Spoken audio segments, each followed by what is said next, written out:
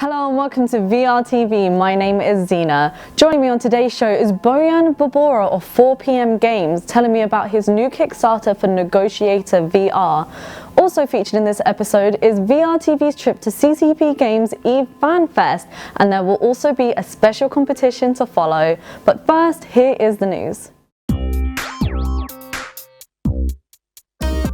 Samsung's latest VR gadget is on the market now that the Gear 360 has launched, and it comes fully integrated with Samsung's VR streaming app, Milk VR.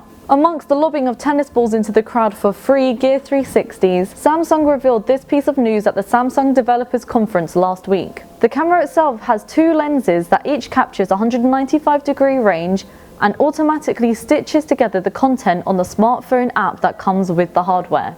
The camera is only currently available in South Korea for the equivalent of $350 and availability elsewhere is yet to be announced. The co-founder of Phaserlock Interactive, the studio who brought Final Approach to the HTC Vive, has announced that his new VR studio, Gyozo Games, will be releasing its first video game, Inbound. John Nagel revealed that his first title will have an arcade vibe to it, where the player must defend their asteroid mining colony against rival mining operations, ranging from aerial to ground assaults. Inbound will be launching in June, first for the HTC Vive, followed by the Oculus Rift and then Oculus Touch. And finally, London's National Theatre will be part of Cannes' first ever programme of VR content at the Cannes Film Festival. Damon Albarn and Moira Buffini's VR video Fabulous Wonderland explores the theatre's Alice in Wonderland musical adaptation by taking those with an Oculus Rift down the rabbit hole. Toby Coffey of the theatre commented that they are both delighted and honoured to have been selected as the first ever VR strand at the Cannes Film Festival. For more on any of those stories and others, check out vrfocus.com. For now, Bojan Brbora will be joining me to talk about Negotiator VR, and then we'll be taking a trip to CCP Games' homeland. Hello? Is this the Negotiator? You in that terminal window. This plane has innocent people on board. I'm sure that you don't want any of them to die. There is a way to stop this. You must free all of my friends and bring me an escape plane. Otherwise, the bomb goes off and we all fly. Goodbye. Joining me first on VRTV is Bojan Brbora from 4PM Games. Welcome to VRTV. Thank you for having me. So could you tell us about Negotiator VR? So Negotiator VR is a game in which you play a military negotiator who has basically screwed up a mission and things have gone terribly wrong, people were killed. And this guy gets discharged, sent back to the UK.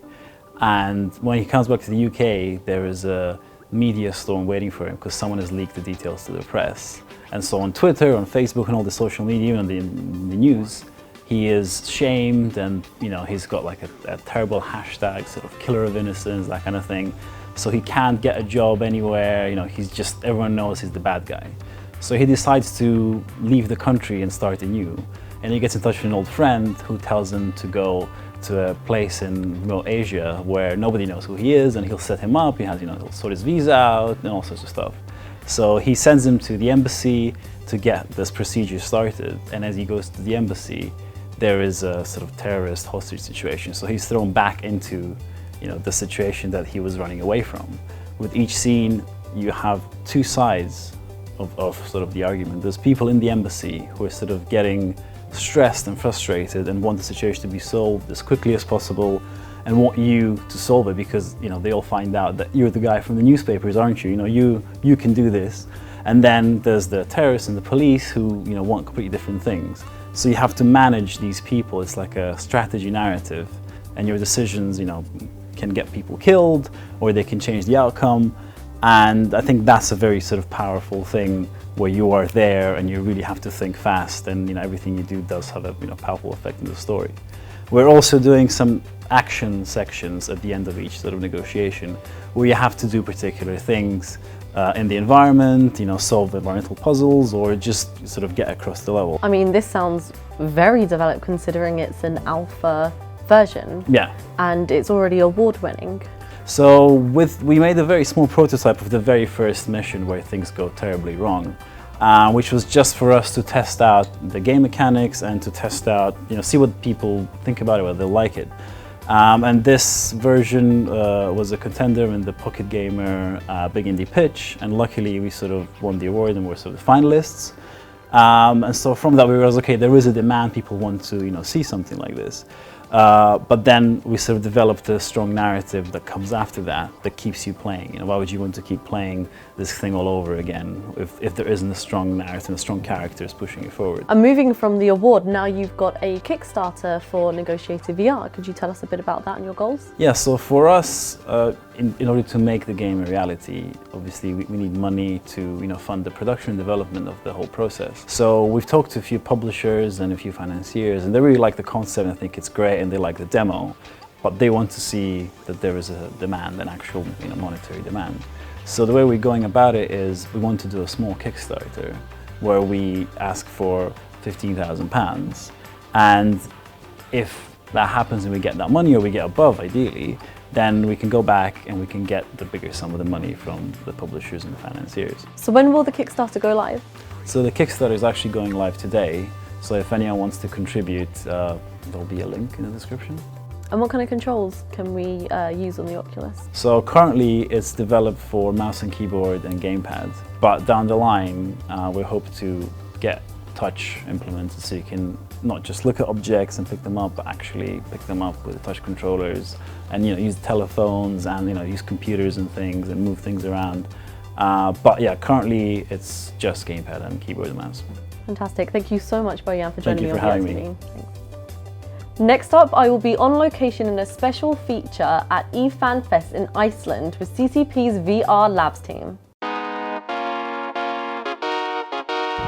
VRTV has travelled all the way to beautiful sunny Reykjavik in Iceland for CCP Games' 12th annual Fanfest. Inside, Valkyrie, Gunjack and Project Arena are all being showcased, so VR is pretty massive. Inside, you could come across fans and CEOs alike. Fanfest is something we started in 2004 and it's something we care greatly about.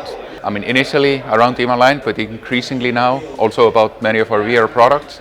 So this is kind of the moment where we share our plans for all our games, get to have some hands-on, get to have some feedback, get to learn from having our products kind of in the field. VR is quite important to CCP. We have, ever since the company was founded, we have been building more virtual worlds, and when we saw the Oculus Kickstarter come online in August 2012, many others at CCP saw, yes, exactly. I'm even hoping for next year we're gonna add some VR aspects into, whether we VR stream it or we find some cool ways to even more enhance the Fanfest experience from afar. Both dinosaurs and people enjoy trying out the VR demos, and one of the most popular attractions was Valkyrie. Well, we're obviously showing Valkyrie. We are announcing our new game mode, the Carrier Assault. We're also running a tournament for Valkyrie, so we're showing a new map there called Crossroads, allowing people to play that. And then tomorrow we have a big tournament where we're going to have like semi-finals and finals and everything, with the big prize where the winners get to go to Vegas to defend their title. How many people have entered it? Last time I heard it was a few hundred, so yeah, it's been busy downstairs and people are just queuing up and entering the tournament. And how's the Fanfest been for you so far? Oh, it's great. It's always great. It's a lot of fun, a lot of just feeling the energy from the fans and people coming here, and it's always a good time. Have you had good feedback from the stuff that you've reviewed? Loads of good feedback. We always have people coming up to us, asking about things, having ideas. Anything from super technical things just to like how these ships fly, or if you're going to do this or that in the future, and because everyone is just very engaged with the game and want to make it more what they, I guess, play for a long time. On board is Quantum Delta now, one of last year's winners. As well as the devs, there were also well-known in-game names to give talks. So I gave a little bit of a flight school talk, trying to bring the skill level up of the whole community, just help people out, give them a little info, a little bit of background, familiarise themselves with a few concepts, give them stuff to think about. So 1-5, this man here, he is probably the closest thing to my wingman in Valkyrie, the equal pilot to me in the online environment right now. We get called shadows, don't we? Yeah, so if we're both on the same target, it's very hard to tell which one is which at any moment because we just literally merge into one flight pattern after them. Gunjack also made a multi-platform return. For Gunjack, we have, so we recently released, just a couple of months ago, a port of Gunjack from Gear VR to Rift.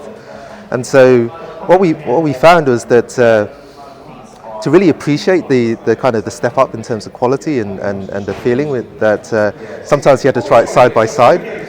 And so that's what we have set up. We have 3 Gear VR demo units, and then we also have the running on the Rift as well.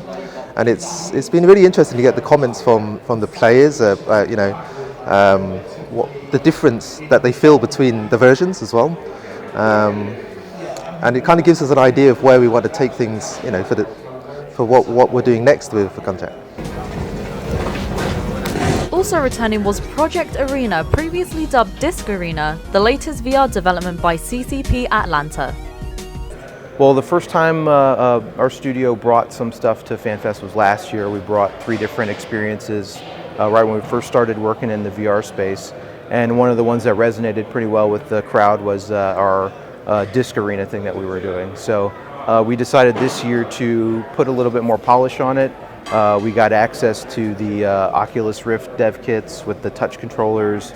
We got access to the Vive controllers, and we wanted to really make a kind of a social 1-versus-1 experience initially. So what kind of feedback have you been getting? Well, it's been pretty positive. I mean, we've got EVE fans here and CCP fans, so take it with a grain of salt. But we really think we're onto something here, and just the response has been great. So how are you going to push Project Arena forward? Right now we have a pretty small team, so we're focusing on keeping the feature set kind of more realistic for a small team, and we're really excited about the release of the touch controllers, and we hope to have something ready for market within around the end of the year. Demos aside, Fanfest is also about, well, the fans. I play Dust 514, although not in the last month because I've just been so busy with getting ready for Fanfest. But I also play Valkyrie a lot, and I play EVE Online a little bit in order to help run my corporation. I mean, I tried out the arena. That was great. Murder Frisbee, as my friends call it. But yeah, we haven't with Tron. Tron Murder Frisbee, yeah. Got to try EVE Valkyrie a bit, and I absolutely loved it. It was just really insane being able to look behind me and keep an eye on the enemy.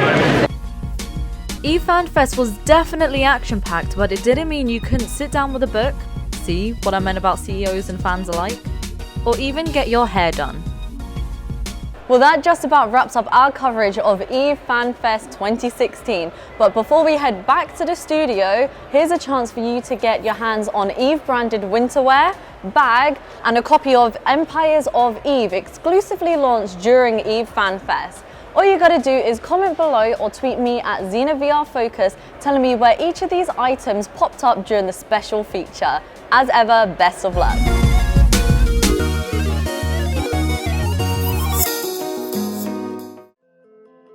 To see more about EVE Fanfest, check vrfocus.com.